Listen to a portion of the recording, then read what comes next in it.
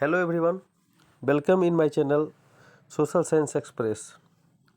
आज हम 10th class की सीबीएसई बोर्ड का इकोनॉमिक्स का चैप्टर 2 जो कि है सेक्टर ऑफ इंडियन इकोनॉमी, इसको देखेंगे, इसको समझेंगे। अभी बोर्ड का एग्ज़ाम होने वाला है, इसी मंथ के लास्ट में स्टार्ट हो जाएगा, तो उसको ध्यान में रखकर मैंने ऑब्जेक्टिव टाइप नोट्स बनाया है, उसको समझाने की कोशिश करूँगा। उम्मीद है सबको बोर्ड में बैठने वाले सभी बच्चों को लाभ मिलेगा इसका। तो सबसे पहला टॉपिक है अपना economic activities. What are the economic activities? The activities which are undertaken with the objective to earn money. वो सारे काम जिससे अर्निंग होता है, जिससे आमदनी के स्रोत बनते हैं, वो सारे काम इकोनॉमिक एक्टिविटीज कहलाते हैं, आर्थिक अभिक्रियाएं। ठीक है। Now division of economic activity according to the nature of activity, these are of three types: primary sector, secondary sector and tertiary sectors. Primary sectors किसको बोलेंगे? प्राइमरी सेक्टर्स के अंतर्गत क्या आएगा? It includes activity which are associated with the extraction and production by directly using the natural resources. यानी कि वो सारी चीज़ जो हम डायरेक्ट नेचर से लेते हैं, इस्तेमाल करते हैं, प्राइमरी सेक्टर में आएगा। It is also called agricultural and related sectors. It includes agriculture, forestry, fishing, mining and extraction of oil and gases, है ना। ये सारे इसके अंतर्गत आएंगे, प्राइमरी सेक्टर के अंतर्गत आएगा। Now another is secondary sector. Secondary sector, it includes activities which are associated with processing and manufacturing. यानी कि हम जब डायरेक्ट यूज ना करके नेचुरल रिसोर्स को, उसको प्रोसेसिंग करेंगे, फिनिश गुड में या अदर यूजफुल प्रोडक्ट में कन्वर्ट करेंगे, तो वो सारा चीज़, वो सारी प्रक्रियाएं आएंगी सेकेंडरी सेक्टर्स में। It is also called industrial sector. चूँकि इंडस्ट्रीज इसमें इन्वॉल्व होता है, इसलिए इसको इंडस्ट्रियल सेक्टर बोला जा सकता है। Examples: yarn and cloth weaving from the cotton fibers, sugar from the sugar cane. We get sugar from the sugar cane.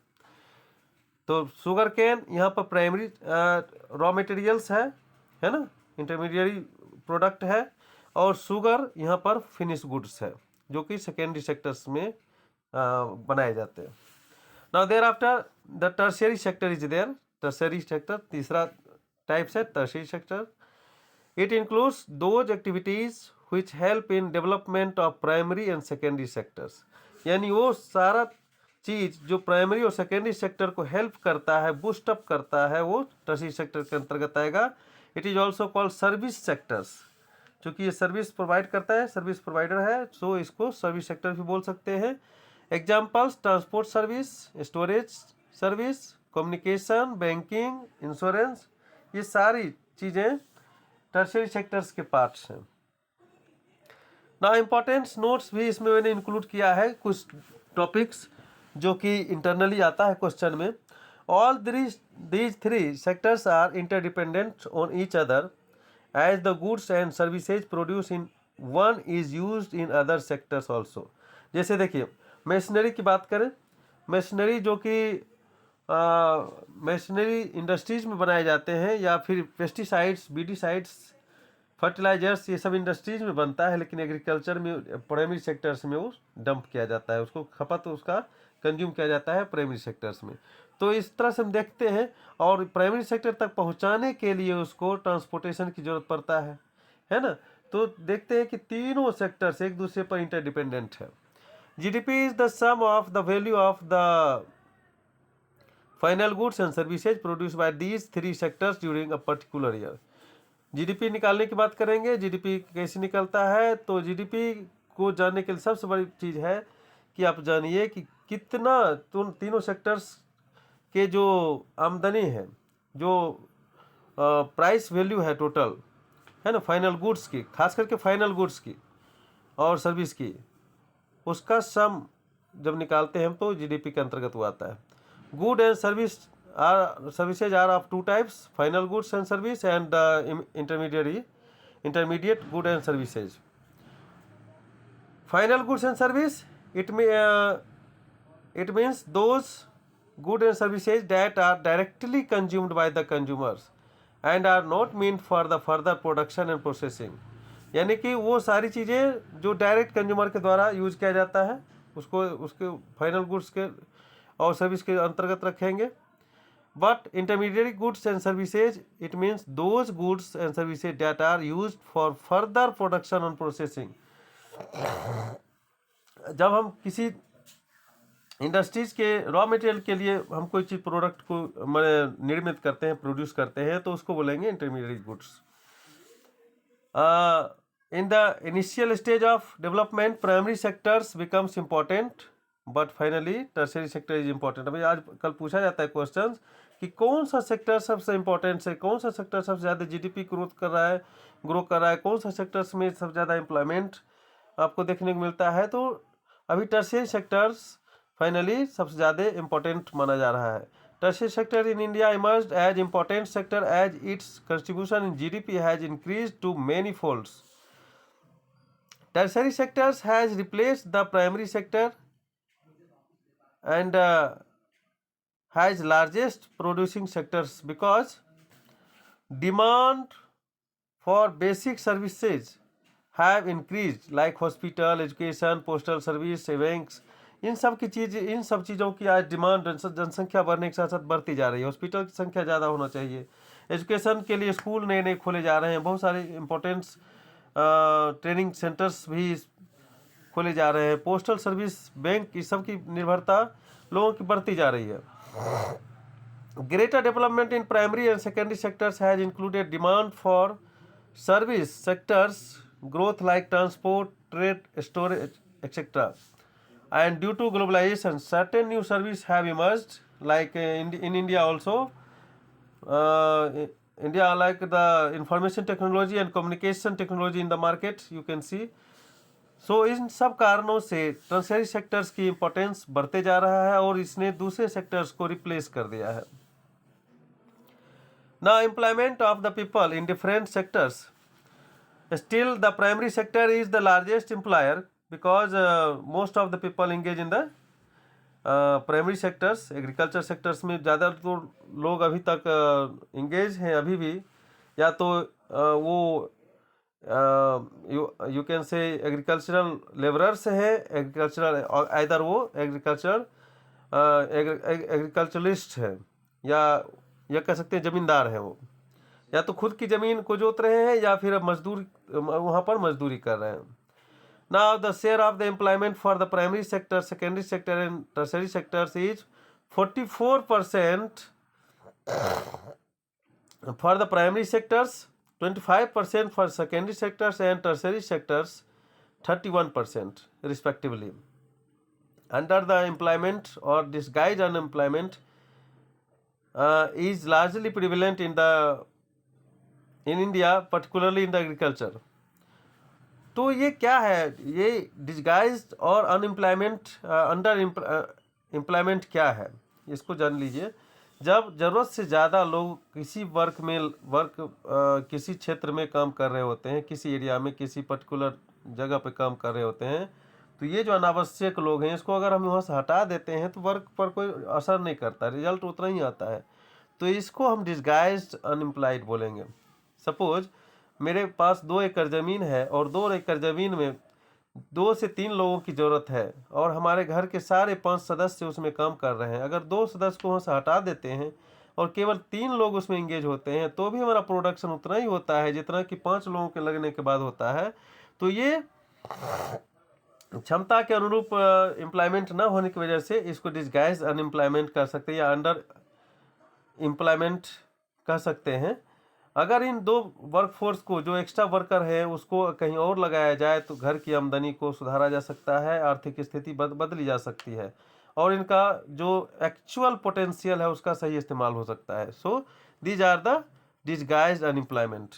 Now creating more employment, क्या ऐसा किया जाए सरकार के द्वारा या कुछ इस तरह की कैसी व्यवस्था लाई जाए ताकि लोगों को ज़्यादा से ज़्यादा रोज़गार मिले. तो इसके लिए कुछ स्टेप्स को अगर हम फॉलो करते हैं तो ज़्यादा से ज़्यादा रोज़गार मिलने की संभावना होगी और लोगों को एम्प्लॉयमेंट मिलेगा. Some steps can be taken like providing bank loans to the agriculturalists, creating employment by constructing dams, roads and canals. अगर हम कंस्ट्रक्शन वर्क शुरू करते हैं तो कुछ न कुछ लोग उसमें इंगेज होंगे, या फिर हम अगर लोगों को लोन प्रोवाइड करते हैं, अच्छी फैसिलिटी देते हैं, तो लोग एक अच्छा इनकम जनरेट करने की कोशिश करेंगे. Setting of small scale industries like rice mill, dal mill, food processing industries, cold storage etcetera also help them. Improvement in the education, health and tourism sectors. अगर हम हेल्थ, स्वास्थ्य संबंधी व्यवस्था को ज़्यादा ध्यान में रखें और टूरिज्म को, एजुकेशन को, ये सब को स्ट्रॉन्ग करें, इस सब के ऊपर ज़्यादा ध्यान दें, तो भी रोजगार की संभावनाएं बढ़ेंगी. MNREGA 2005 was the major step taken by the government for employment generations, जिसमें 100 दिन की रोजगार गारंटी है ना. अगर 100 दिन रोजगार साल में सरकार देने में सक्षम नहीं होती है तो उसको बेरोजगारी भत्ता देने की प्रावधान की गई है. तो इसके माध्यम से लोगों में रोजगार पहुंचाने की सरकार की पहल की गई. Now next topic. अब अपना जो टॉपिक है वो बहुत ही इम्पोर्टेंट टॉपिक है. ये अक्सर इससे क्वेश्चन आते ही आते हैं, ना ओनली बोर्ड क्लास में, बल्कि आपको कंपटीशन में भी ये काम आएगा. डिवीजन और as organised and unorganised sectors. आप देखेंगे कोई भी इंडस्ट्री दो तरह से डिवाइड किया जा सकता है, ऑर्गेनाइज्ड और अनऑर्गेनाइज्ड. तो ऑर्गेनाइज्ड सेक्टर क्या है? इट कवर्स दोज इंटरप्राइजेज और places of work where workers are given regular employment, and these enterprises are registered by the government and follow the rules set by the government.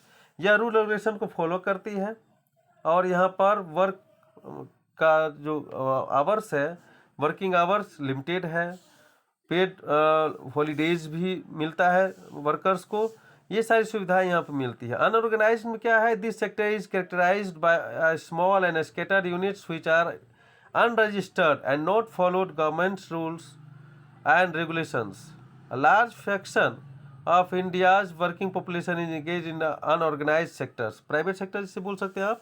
They are deprived of various facilities enjoyed by the organized sectors, such as proper wage, healthy working condition. ये सारी और सुविधाएं इनको झेलनी पड़ती हैं unorganised sector के worker को. इनको हेल्दी वर्किंग कंडीशंस भी नहीं प्रोवाइड की जाती है. साथ ही इनको पेड हॉलीडे भी इनको प्रोवाइड नहीं किया जाता है. अन्य सुविधाएं जो ऑर्गेनाइज सेक्टर में मिलता है इसको नहीं मिलता है. यही डिफरेंस है. इनके यहाँ रूल रेगुलेशंस तो होते हैं लेकिन इनको फॉलो नहीं किया जाता है. But now protection of workers in unorganised sectors. आखिर इन अनऑर्गेनाइज सेक्टर में जो वर्कर्स हैं उनको किस तरह से प्रोटेक्ट किया जाए, किस तरह से उनके डिग्निटी को बनाया जाए, उनके फंडामेंटल राइट्स को बचाया जाए, इसके लिए सरकार ने भी बहुत पहल की है और हमें भी कुछ पहल करने की जरूरत है. In rural areas farmers can be supported through adequate facility for timely delivery of seeds, agricultural inputs, credit and storage access. इन सारी चीज़ों को अगर लोगों तक पहुंचाया जाए, टाइम टू टाइम अच्छी क्वालिटी की सीड्स की व्यवस्था की जाए तो उन लोगों को हेल्प मिल सकता है. In urban areas the small scale industries can be protected by government support for procuring raw materials and marketing outputs, and protection and support to farmer and workers are necessary for economic and social development. अगर इन लोगों को सहायता नहीं किया जाए, अगर नहीं दिया जाएगा तो हो सकता है कि ये वंचित रह जाएंगे बहुत चीज़ से और डेवलपमेंट का प्रोसेस स्टंट हो जाएगा, रुक जाएगा. Now sector in term of ownership. Ownership के आधार पर अपने इंडस्ट्रीज को या इकोनॉमिक एक्टिविटी को दो सेक्टर में डिवाइड किया गया है, public sector and private sectors. Public sector वो सेक्टर है जो गवर्नमेंट के द्वारा कंट्रोल किया जाता है. It is owned by the government और देयर अथॉरिटीज, है ना. मोटिव्स और वेलफेयर ऑफ सिटीजन्स. इसका जो पब्लिक सेक्टर्स का मेन मोटिव्स रहता है, जो मुख्य उद्देश्य होता है सरकार के द्वारा लोगों के कल्याण की बात करना, लोगों को सुविधाएं प्रदान करना. now provides essential goods and service that at cheap price to the poor peoples। यानी कि यहाँ पर वो सारी चीज़ प्रोवाइड की जाती है, वो सारी चीज़ की व्यवस्था की जाती है जो कि सभी जनता के लिए चिप रहे और जो नेसेसरी आइटम्स है, इसेंशियल गुड्स है, उसी को प्रोवाइड करने की कोशिश किया जाता है। जैसे रेलवे की व्यवस्था सरकार अपने हाथ में इसलिए ली है कि सभी जन को इससे कल्याण होगा, सबको इसका लाभ मिलेगा। इधर अगर प्राइवेट सेक्टर के हाथ में यदि दिया जाए तो वो मनमानी ढंग से प्रॉफिट के माध्यम से अपना रूल रेगुलेशंस चलाएंगे और प्रॉफिट के लिए ही वो वर्क करेंगे। Now, private sector owned by the individuals and group of individuals. Motive are the earning more and more profits.